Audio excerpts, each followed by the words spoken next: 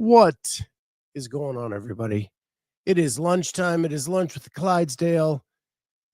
It's where we take a little time out of our workday to just relax, hang out with each other, talk about stuff around entertainment, sports, and especially CrossFit space. So good to be with you this afternoon. What is going on, everybody?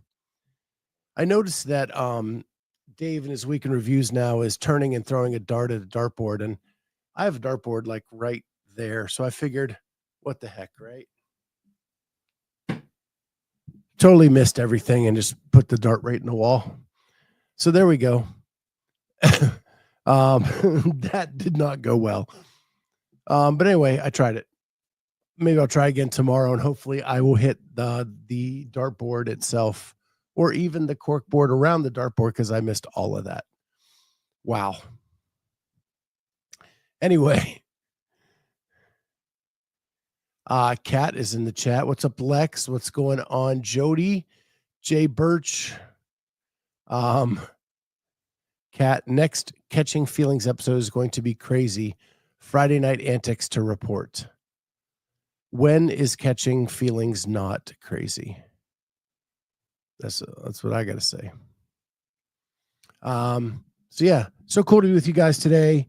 I had nothing, and now all of a sudden I have a lot. The first thing I'm going to say is, man, this weekend it was really, really a nice weekend here in Ohio, and I got a lot of yard work done. We actually had to mow our grass for the first time this year, and I had a lot of leaves from the winter, and so I was trying to get them up off the lawn, and I was dumping them into our waste barrel, and all that stuff came up. My allergies were crazy. So Saturday night I took a break, and I ended up watching A Complete Unknown, the Timothée Chalamet movie about Bob Dylan. And I just wanted to give you my thoughts on the movie. It was nominated for an Academy Award. Timothée Chalamet was nominated, as well as some of the cast, Ed Norton, stuff like that. So anyway, Julie and I watched the movie. I would give it an A. I thought it was really well done. It was really artistically done. The actors were amazing throughout the movie. The person who played Joan Baez did a great job. She's actually in Top Gun Maverick as the female pilot. In Top Gun, her and Timothée Chalamet reportedly did all the singing in the movie, which was really cool. And I thought it was really, really good. What I will tell you is, and I actually saw another critic say this, that it's really a tribute to Bob Dylan music because they let the songs play pretty long throughout the movie. Unlike other movies where you just get like a snippet of it. And so if you like the Bob Dylan music and you like what he's done, I think you'll really enjoy the movie. And it kind of really just highlights a small section of his career, from the time he gets to New York to the time he goes electric, which is probably about a 3.5-4 year time frame. At the end of the movie, I don't think I know any more about Bob Dylan, the man, but I know a lot about his music and his inspirations and what he was trying to accomplish. And I thought that was good. If you're looking for something where you think you're going to get a backstory of Bob Dylan, that's probably not for you. But it is, if you like his music and you want to see what his inspirations were and what he was trying to accomplish, it was really good. And I would say the acting across the board was phenomenal. So I really enjoyed that. Lex asked us if anybody's seen The Black Mirror. Is that the Demi Moore movie, Lex? I've heard that it's very interesting. And I've wanted to check it out, but I have not seen it yet. Jody says A Complete Unknown was great. There's Shay coming in with a happy Monday. And Jay Birch want to know if it was more Oscar worthy than Anora. In my opinion, it was way better than Anora. But again, I think it depends on what you're looking for. If you're looking for a biopic about the man, you're probably not going to come out satisfied because they don't really talk about him, the person. Um, but they do talk about like his influences and meeting Woody Guthrie and Pete Seeger and how he kind of got pigeonholed in the folk scene and then how he tried to kind of bust out of that. So Lex says, no, it's a Netflix series, British Twilight Zone. Like, I may check that out. I'm kind of caught up on some things, so maybe I'll have to check that out. Train to Live says the movie G2O on Prime was pretty good. Not award worthy. Okay. We also watched, speaking of good, not award worthy, I would say The Life List. My wife and I watched that yesterday afternoon. Again, after doing some yard work, we came in and cooled off with that. Very cute movie. I think it was a little long for what it was. And it could have been cut down, but I loved the premise behind it. I loved the storyline. I thought Connie Britton was really good in it. And it's on Netflix. It's a Netflix original called The Life List. And it's really the premise behind it is that a girl has given up on her dreams, and her mother finds a way to force her to go back and look at a list she made when she was 13 and go back after her dreams. And I think it's a really good, entertaining movie. Again, not award worthy in my opinion, but it was a good watch, for sure.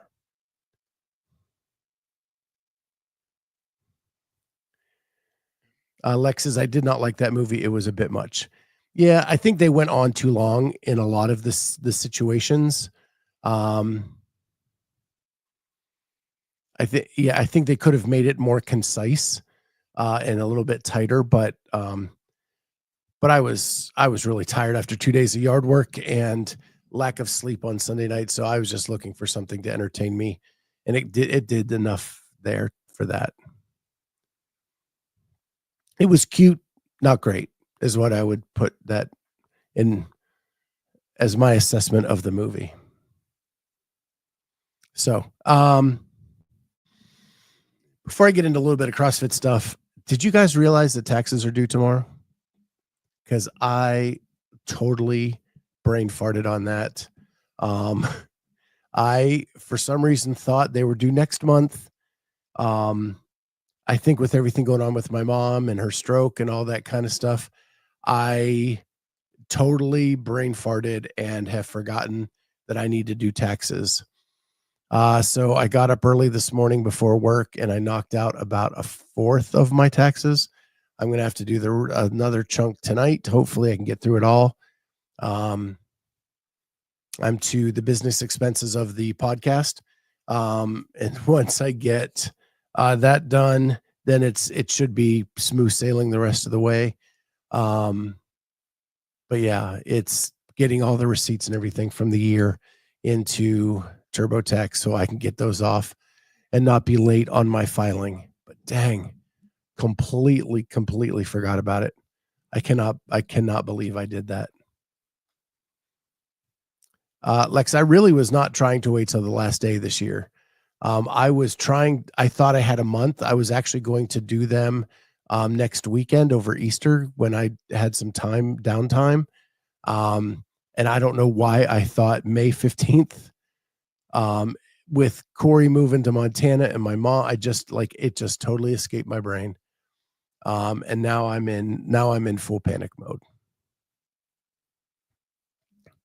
So, last thing I was going to say is, last week I talked about my game show addiction. I saw a little article about a woman who won a car on Price is Right, and she walked people through the process of what happens when you win a car on The Price is Right.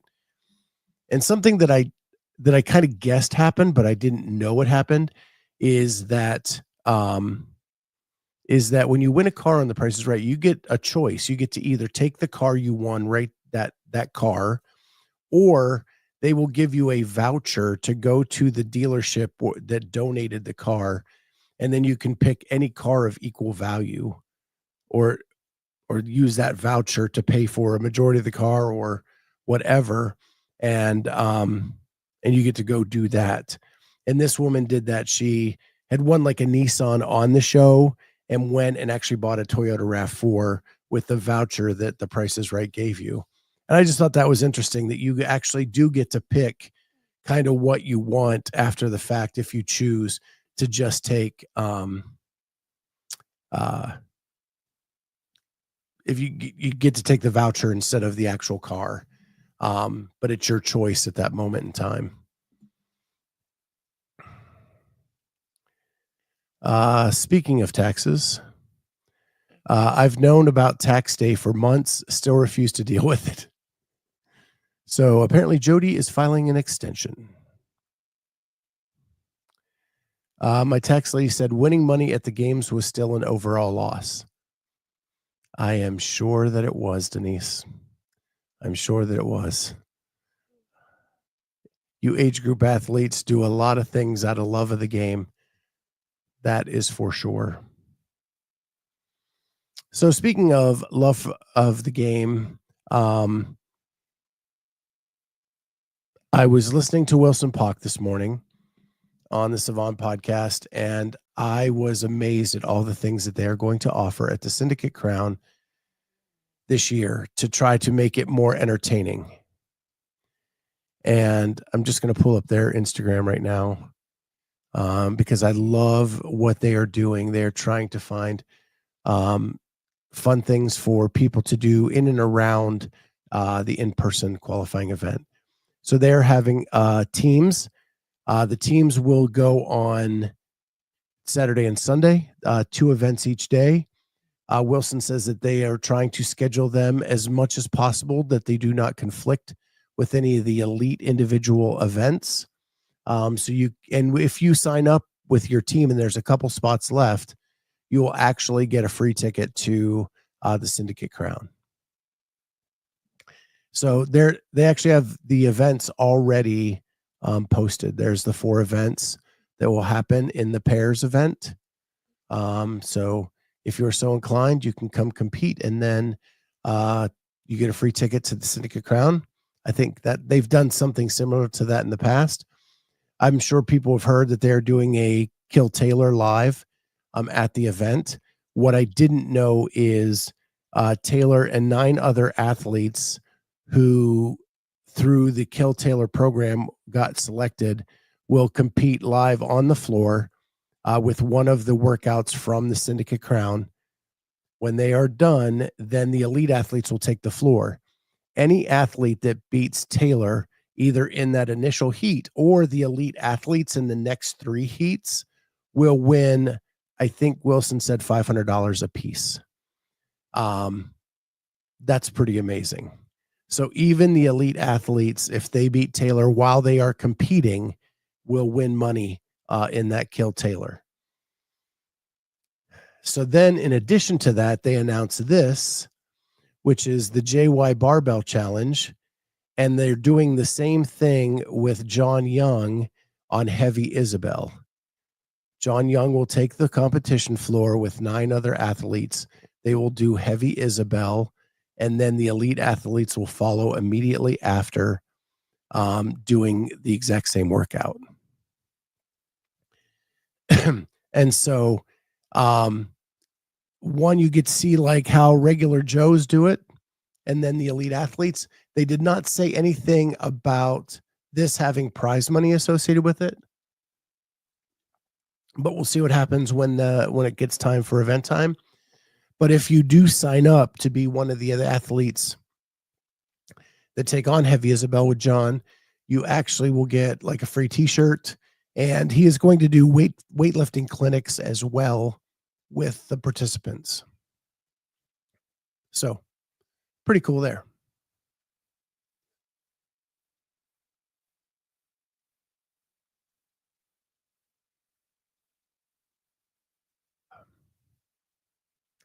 And Wilson is one of the nicest guys in sport. So I always like to support him. and the Syndicate Crown. They do a great job. They really try to put in the extra effort to make it like an overall event. And I've said to people a long time, my favorite time of the season is the semifinal season before we got to this year and whatever this is going to be called now. The semifinals are so pressure filled because people are trying to get their ticket to the games that I think it's more exciting than the actual games themselves to go watch. And I said that a lot last year. And last year at the Syndicate Crown, I was stopped by people who had listened to the show and said, you know what? We decided to come and we realized you are right. It is so much more fun to hang out at a semifinal event than it is to go to the games. They had done both and they completely agreed. I just think it's more intimate. You're closer to the floor. The athletes are just walking around. You have kind of more access to everything. Vendor Village is mostly smaller, but easy to get around. Usually there's food trucks.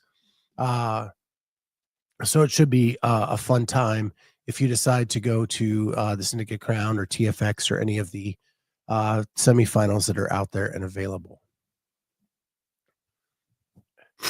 What I love about Wilson is I've met him a few times. He's a great dude. Anytime I text him, he responds like within 10, 15 minutes. I get stuff back from him almost immediately. Shay asks if I'm going. That is the plan. My wife will be about 4 weeks post-op. So if she is up and able to move around on her own, I will be going to the Syndicate Crown. So that is the only thing that is dependent on my attendance at Syndicate. I always like to throw my support behind them. They're just a good bunch of guys and girls, and I always have a good time there. And I think it's a really cool venue for CrossFit because the seats are elevated, probably 12 feet off the floor. So everybody gets a good seat kind of looking down on the floor. So yeah, it's a great little event. And Knoxville is a 6-hour drive for me. So I can do that in a weekend. No problem. So it should be a good time. So there is that. I also like the fact that Syndicate has the rule that if you qualify for the games, you are out of their event, and it'll make it a much more seamless event that you can cheer for the athletes and know that if they make the podium or they make the top two, they are going to the games. It's not going to be one of these if then else statements. It is going to be just, hey, they finished top two, they're going to the games. And I really like that they're giving those opportunities to the people who really need it at that point in time in the season. So I also wanted to finish up a little bit about what we talked about last night on the show, and then we got a really in-depth conversation. Denise called in and was a part of it, and that was what happened at Mayhem with the judging and the expired judging certificates. What I've kind of learned in the process in the last 12 hours or so is that one of the main reasons that it is so many is it was a head judge that did not have the proper credentials. And because that head judge didn't, then everybody in that heat didn't have a credentialed judge as a head judge. So that's why the numbers are so big, because it wasn't just direct judges right there with the athlete counting the reps and judging the reps themselves, that it was a head judge, especially in the one person's case. He was saying that their whole heat got zeroed out because the head judge was not credentialed. again, I think that the AFJ is trying to do a good thing.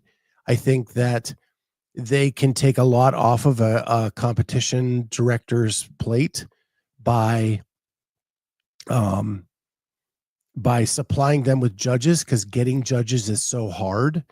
Um, I know that when I have been at events and like Kat was the competition director, getting judges is not easy.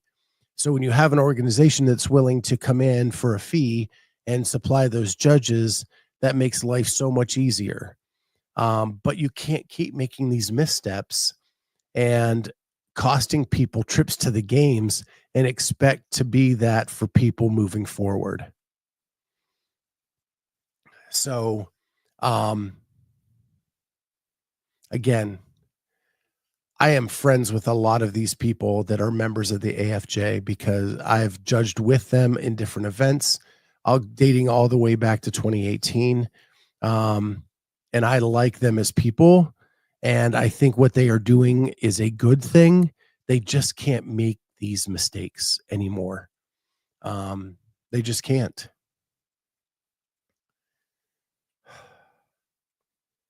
Denise says, I bet that head judge feels like crap. No way would anyone want to have that happen. My thing is, when your credentials are expired. I know mine go the end of this year. My certification expires in December of 2025. I've had my L1 for it'll be 10 years um in at the end of this year, and I know that it expires. That CrossFit does not let you forget. You get reminders that, hey, do you want to renew? Hey, do you want to renew? And if you are part of an organization trying to build themselves up to be the elite judges of the space, and you are a head judge, that's just so negligent. You had to know, you had to know. So I got to say, you had to know. There's no excuse there. Um, and the fact that you were a head judge, and if you're running if you're running a heat of 10 people and you've just basically disqualified 10 people because you didn't go renew your thing. I mean, come on. I'm sorry. Denise says, I'm new to the L1 process. You get your L1, you have it for 5 years.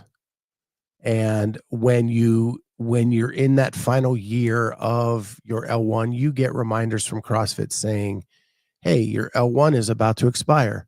Would you like to renew it? Would you like to go for your L2? And they really do like a big marketing push at trying to push you up to the L2, or give you the option to do the L1 again. But especially if you're a judge, like, to be able to judge at the games, you have to have your L1. To be able to judge at a CrossFit event, I think you have to have your L1. At semifinals, definitely in the past, you had to have it. Now these off-season things, that varies from competition to competition, but the L1 is an essential piece if you want to be a high-level judge in the space. Denise asks if the CEUs help you renew. They do not help at the lower levels. The CEUs are for a CrossFit level 3, CrossFit level 4. Now there, the CEUs help you maintain your credential. But at level 1s and level 2s, the CEUs do not extend your time.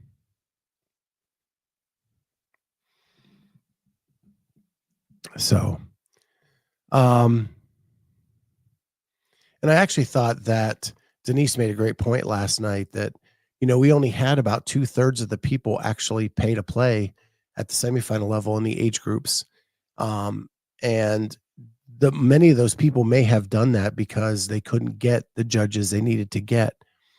And then when CrossFit goes ahead and makes an exception for these people who used a judge that was not, um, credentialed, it really stinks for those people who may have given up their dream this year because they couldn't get the judges in place, or they couldn't get to an affiliate, or all of that. And it just seems weird that CrossFit would make an exception on one side and maybe not on the other. And I thought that she made an excellent point on that last night. Um, that I know Carolyn completely agreed with um, when she said it. So it was a great show last night. Really fun. We had 2 call-ins. Um, we had nice discussions about a lot of things. I thought it was really a fun show last night. And thank you, Denise, for calling in. Thank you to Lynn for calling in. And everybody just participating in the chat. It made it really a good time. So yeah, I think it just stinks that it happened at this really cool event where Mayhem tried to do something cool for their athletes by having judges there for them, and do this thing. And then it turns into a fiasco because a couple of the judges didn't have credentials that were valid. It just really stinks. And I know it's the onus of the athlete, and I'm telling you, I talked to one of the athletes today. I'm sure they are never going to let this happen again. Now that they've learned their lesson, by having their score zeroed out. Crazy, just crazy. So that is that. The last thing I want to talk about is I just love sports. The Masters yesterday was awesome to watch. I've said on here before, I watch a couple hours of golf a year, and it's usually the Masters and one other tournament. The way that golf ends these tournaments, these majors, where guys choke and then hit incredible shot and then choke and then hit incredible shot, it is the most frustrating but exhilarating thing to watch. But what I love is that, unlike movies or TV shows, you never know how it's going to end. And so you are just waiting for the next shoe to drop. And the Masters did that yesterday. And it just reminded me why I love watching sports. And that's why I love watching CrossFit, right? I love watching, because especially in these last, other than Tia, you don't know who's going to win at major events. And when that's the men's division right now is so wide open, anybody could win it. And that's what makes it awesome. You don't know the ending to the story. Now, if Tia's there, it makes things a little bit different on the women's side, but man, I just love it. I love it. So yeah. So anyway, don't forget, taxes are due tomorrow. Denise said, "What a finish! My husband was crying watching Rory walk to get his jacket." I got goosebumps when Rory fell and started shaking on the ground. I had goosebumps all over. I've told you guys I've been watching Full Swing, and the last episode of season 1 is all about Rory. And leading up to that episode, he's dabbled in there a little bit because of what was going on with Liv and how Rory stepped up kind of against Liv. And if you don't know much about that story, like, I didn't know some of the intricacies, but it talks a lot about Liv being Saudi money and how the Saudi money, Saudis are using sports to try to wash away some of the atrocities that happen in their country. And that's why it was so controversial, because in some ways they looked at the Saudi money as blood money. And when the golfers were leaving to go to Live to do that, it wasn't simply because it was a place that paid them more. There was a lot of political ramifications behind it all. The way they treat women, so some of the people that were at the head of Live had murdered people in the past, and it was And Rory really stepped up against that, and in some ways at the expense of his own game. Um, and so that's the first season of Full Swing. It's a lot about golfers being poached to live, Rory kind of stepping up and being the leader of the guys that were staying with the PGA. Um, and and so it's more than just golf. It's really a lot about what was happening in Saudi Arabia and the Saudi money. And what's fascinating to me now is there are rumors that there is a Saudi organization wanting to buy CrossFit. And I don't know what the political structure is in Saudi Arabia right now, but I'm assuming it hasn't changed a lot in the last 4 years. Um, and so it makes me wonder if the same stuff is happening, like buying CrossFit is another way to, they call it sports washing. Are they trying to sports wash what's happening by buying a legit fitness company, a fitness methodology? I really want to kind of dive into that and see as we move forward in the sale of CrossFit. But it was really crazy, the parallels between what was happening in the golf circuit with Full Swing and what may be coming with CrossFit and its sale and who may be buying it. And that's about the most political I've been on this show. Because like I said last week, I work for state government. Both parties have been good and bad. I don't really have a leaning one way or another anymore because of that. But yeah, it was really fascinating to watch in this Full Swing. But it really made me respect and admire Rory for what he had done. And so yesterday it made watching that Masters moment really special for me and gave me a lot of goosebumps when he ended up winning. So Full Swing is really well done. Even just if you want to look at it from the documentary standpoint of how they highlight these athletes, and you get to know them and what it does for them on the tour now that people know them and you have a rooting interest. Just watching that first season, like I rooted for Rory way harder than I have ever done in my life because I got to know him. I got to know the man through this documentary series. And that means I wanted him to do better. I think that's what happened back in the day with Road to the Games. We learned about these athletes on their way up.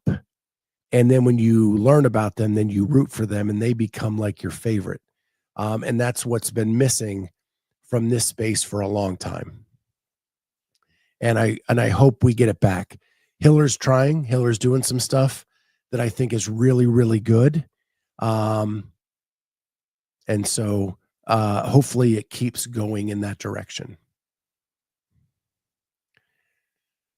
Denise, I got to go watch Full Swing now. Just need to renew my Netflix. There's 4 seasons out there. I'm only through season 1, Denise. So yeah, it's really good. Really enjoyable. I think you'll, especially you're a golfer. I think you will really, really enjoy it. Train to Live 32. What do you think the repercussions for those judges will be? I don't know if there will be any. The judges are volunteers for the most part.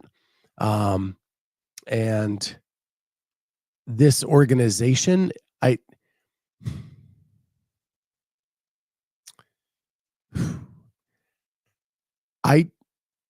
don't know who is in charge of the AFJ.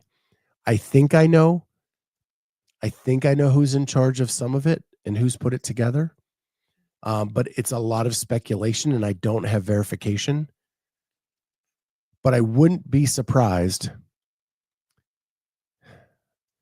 I think that one of the judges who was not credentialed is one of the people running the AFJ.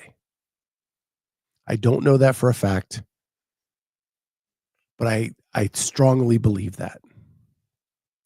So if you're one of the ones running the AFJ and you're one of the people who did it wrong, who's there to punish you?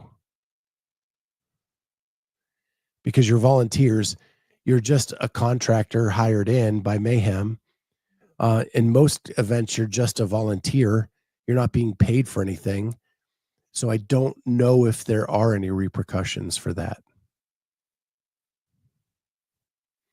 Now, I think the organization as a whole will suffer repercussions because people may not trust them to um, uh, come do events anymore.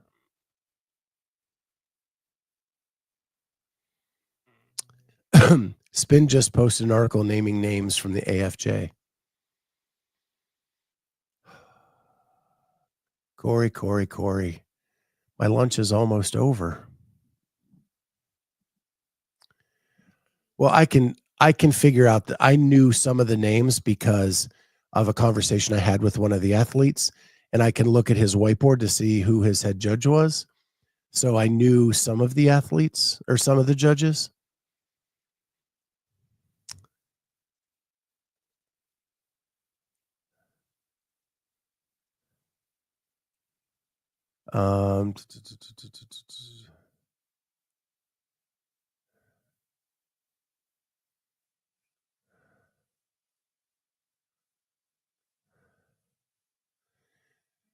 Yep. And that is the person I knew. So I will share this because it goes with what I just said.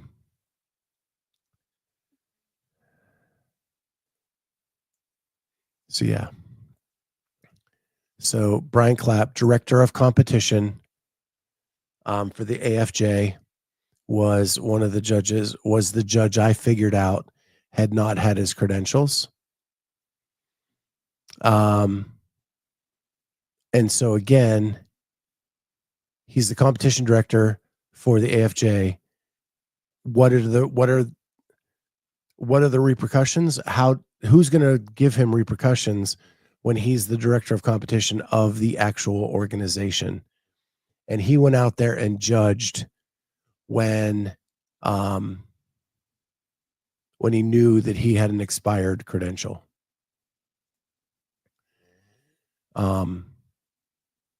So I think that answers everything. There's not going to be any repercussions. There will be for the organization, but not for him directly, unless the rest of the judges like team up to relieve him of his duties or whatever that may be. But I've actually judged with Brian as far back as 2018. He was at the first regionals I judged at. And he did have his L2 at one point. It just has lapsed. Yeah. So that is the head judge in question that lost his credentials. And because he was the head judge, everybody in that heat then did not meet the requirements by the rule book for the semifinals. And that really sucks.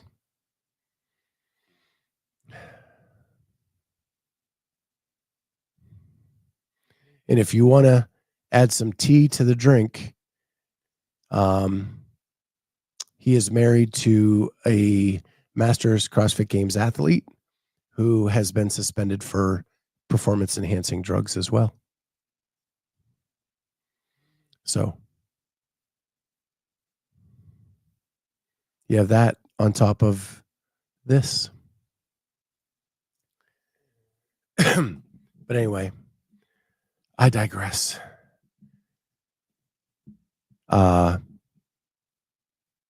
Yeah, it's a tangled web we weave there, Corey. I just don't know how someone, when I found out this morning that it was a head judge, knowing that if they take the floor, they invalidate everybody in that heat as head judge, it just really kind of upset me even more because he had to know that his L2 had expired, and to take the floor and be the director of competition for that organization and to put their reputation at risk and all these athletes' scores at risk was just irresponsible. And now that it's all public because the spin has just put it all out, that it really kind of pisses me off that all of this has happened because he knew better. There's no way he did not know that his L2 had expired. And to then take the floor and put the AFJ at risk and then to put all of the athlete scores at risk was wrong.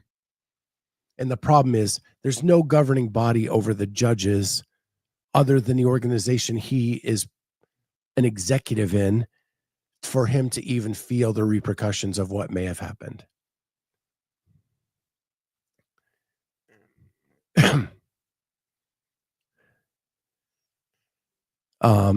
Scott has all the dirt this morning. Yeah. The only reason I have some of the dirt though, Denise, is because one of my friends was affected. Right. And I talked to him and then it just upsets me because here's someone who put in a year's worth of work. And because someone was irresponsible and took the floor when they knew better, he has there's a chance that he can't go on to the games, something he's been working for all year. You know what that's like. You put in so much time and then to have that ripped away because someone was irresponsible, not fair.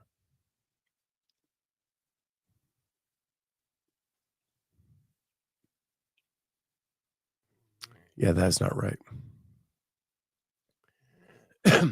Corey, I am so encapsulated in my own bubble. There's no way on God's earth I could, in good faith, accept that responsibility, knowing damn good and well my credentials were expired. Kat actually asked me this morning, what does it mean if he judged the Mayhem Classic? And what's ironic about this is because CrossFit is farming that out and it's not even a part of the CrossFit Games team, that is Mayhem and Rich putting that on. That's not in the rule book. You don't have to have credentialed judges for that part of the competition. So they could hire the AFJ. They could have all the expired people out there doing all the judging, and it wouldn't have mattered at the Mayhem Classic. But on the online competition, it matters because it's a part of the rule book, and those were the rules required. And people like Corey and people like Denise and people like Jamie and Carolyn followed those rules. As hard as it may have been for them to do that, they followed all those rules.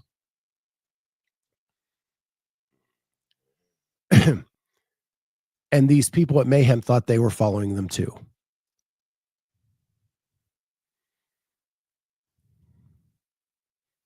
But someone took the floor knowing that they weren't credentialed and put everybody at risk and didn't care.